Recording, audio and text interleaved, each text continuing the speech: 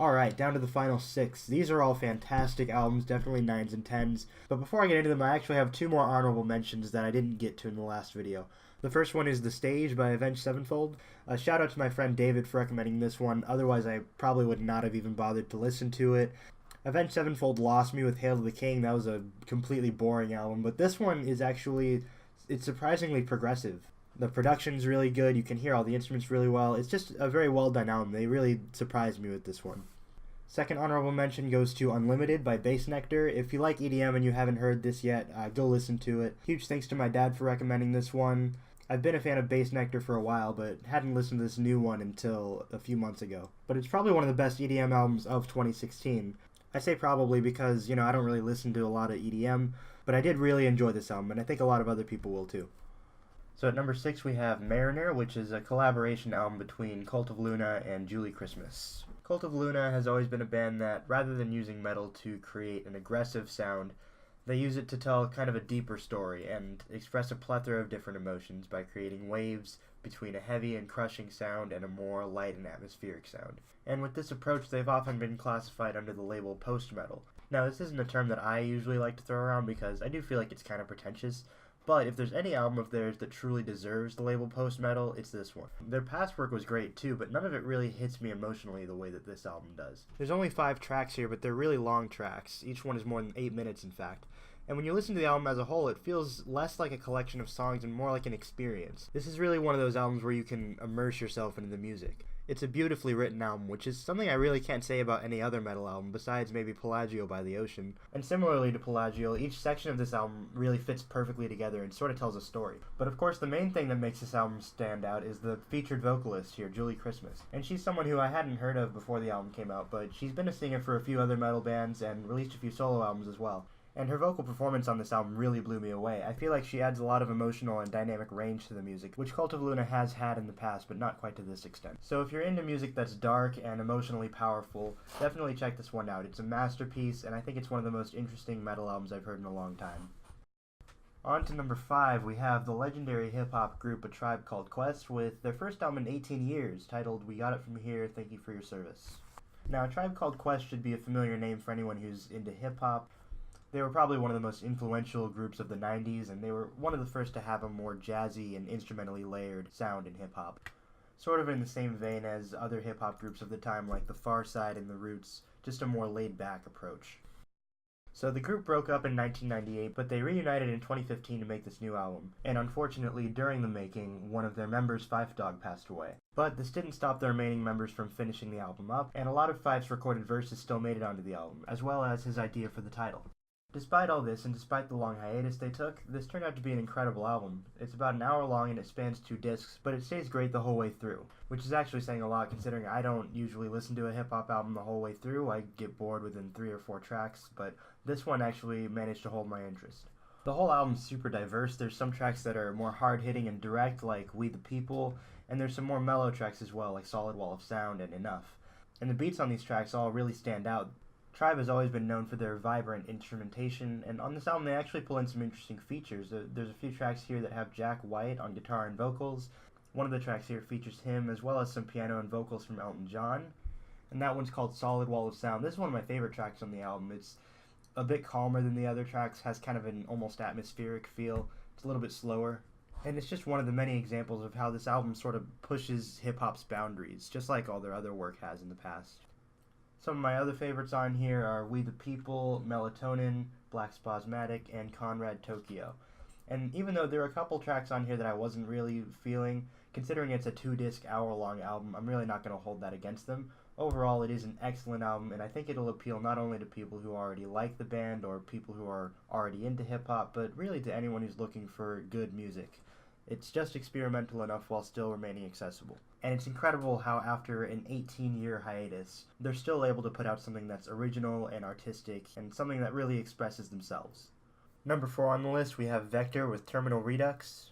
Vektor is a progressive metal band from Arizona, probably one of the best prog metal bands we've had in recent years, and they're known for their very energetic and thrash approach to prog metal, which is something that no other band has done as well as them. Terminal Redux is their 3rd album, and it was highly anticipated because it had been 5 years since their last record, so A lot of people, myself included, were just itching to finally hear something new from them.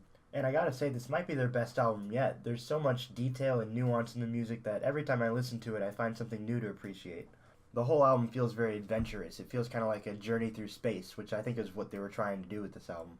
And whenever I listen to a prog album, one of the biggest things I look for is not just song structure, but album structure. On this album, not only do the songs flow together really well, but the whole album sort of feels like a story with a beginning, middle, and an end. Compositionally, this might be the most well put together album on the entire list. Each track is about 7 to 9 minutes long and filled with tempo and dynamic changes, complex song structures, technical guitar riffs, and musical passages that are really well thought out. And it's rare that a metal album can really pull me in like this, especially for a band that has its roots in thrash metal. It's rare that you see this kind of nuance and progression within that genre. So Vektor has once again put together a groundbreaking progressive metal album that's every bit as heavy as it is exciting and adventurous. And I'm glad that a genre as old as thrash metal still has bands that are pushing the envelope and trying to do something original. This is an album that I'd highly recommend to really anyone who's open-minded about metal. It might take a few tries to really get into it just because it's such a densely packed album, but it's definitely worth getting into, and it's one of the best metal albums I've heard in a long time. Alright, now for these next 3 albums, these are my top 3 albums of the year, of course, and these are all, super out there. These aren't really albums that I would recommend to people who don't have sort of an open mind. It's music that's more experimental, more challenging, and chances are you won't get it when you first listen to it, but it might grow on you over time if you give it a chance. So without further ado, my number 3 is the album End Position by Sects. Sects is a 2-piece band from Austin, Texas, and this is their debut album. And while it's hard to really fit their music into a genre, the one that probably fits them most would be industrial music. It heavily utilizes samples and synthesizers to create very abrasive, heavy music.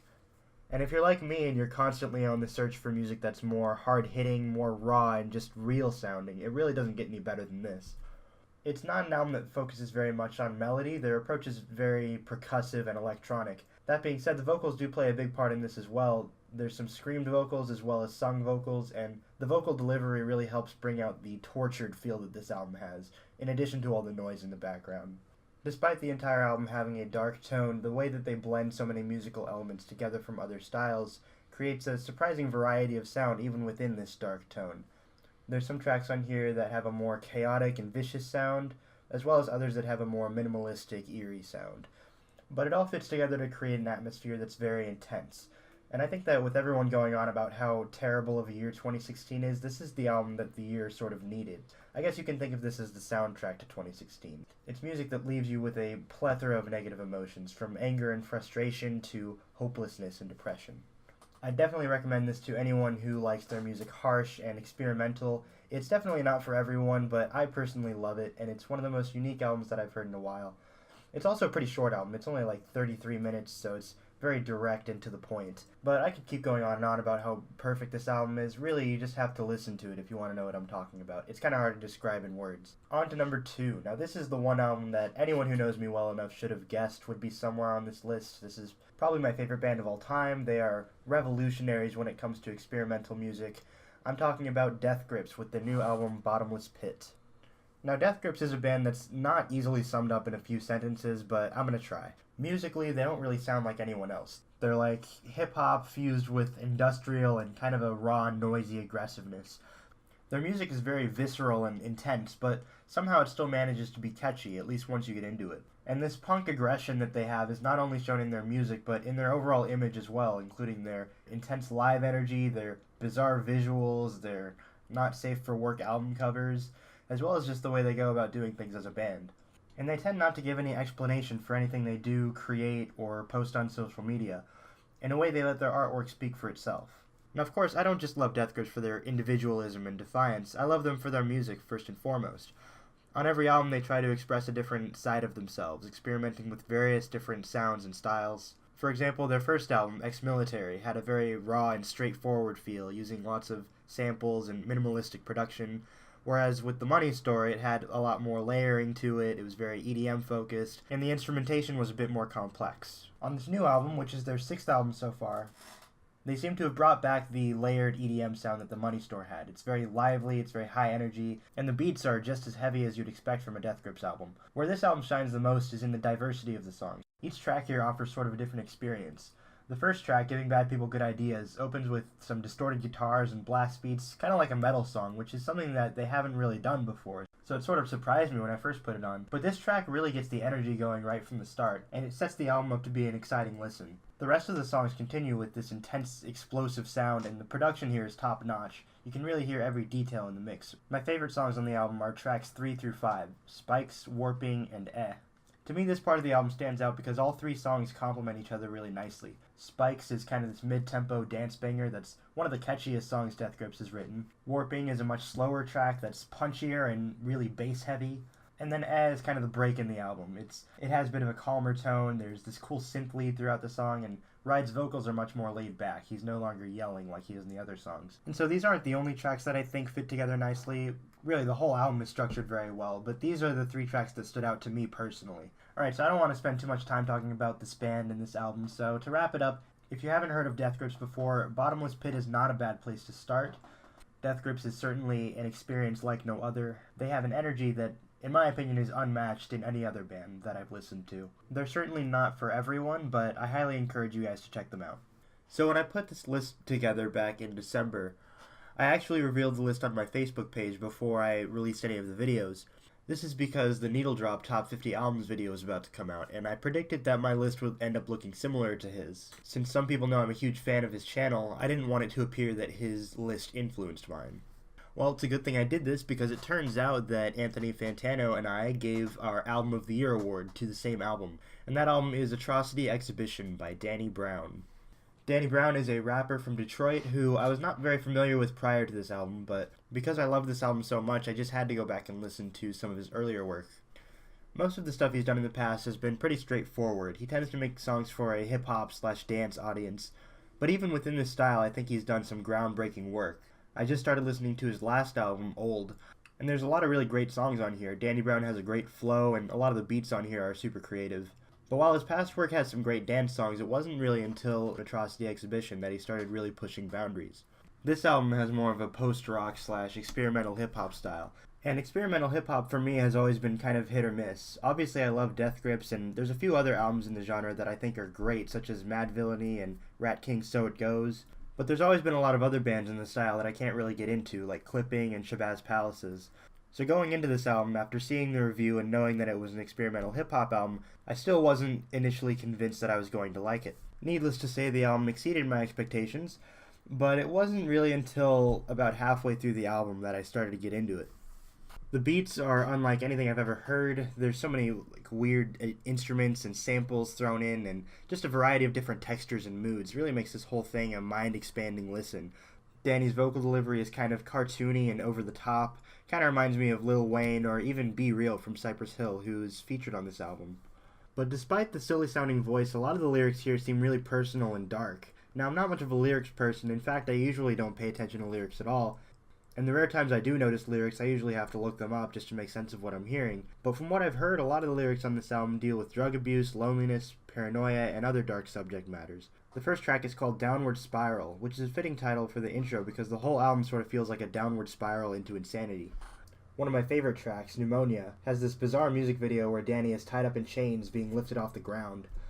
This is just one example of how twisted and strange the album is. Much of it will leave you scratching your head, and I'd be lying if I said I even understood all of it. But this is what good art feels like. It makes you feel things that you might not quite understand or be comfortable with. More importantly, Danny Brown is able to do all this while still providing us with some solid beats. It's not like the entire album is some abstract think piece, and he doesn't sacrifice catchiness for creativity or vice versa. Even though it can be a bit of a challenging listen at times, none of it feels completely incomprehensible. In fact, most of the album is actually pretty catchy, especially the songs Really Though, Ain't It Funny, and When It Rain, which are also some of my favorites. There's really no bad songs on here, and each one offers something different. I know I've mentioned variety in almost all these reviews so far, but I really think this album takes variety to a whole new level. Now, it's only been out for a few months, so it's way too early to say if this is the next Mad Villainy or The Money Store, but it's definitely one of the most unique albums I've heard in a long time. So that's my top 11 list. I have all these albums copied into a Spotify playlist that is linked in the description. Subscribe if you enjoyed this video. I do plan on making more YouTube content, including music stuff, as well as politics, philosophy, and just my opinions on various things. So thank you all for watching, and I'll catch you guys in the next one.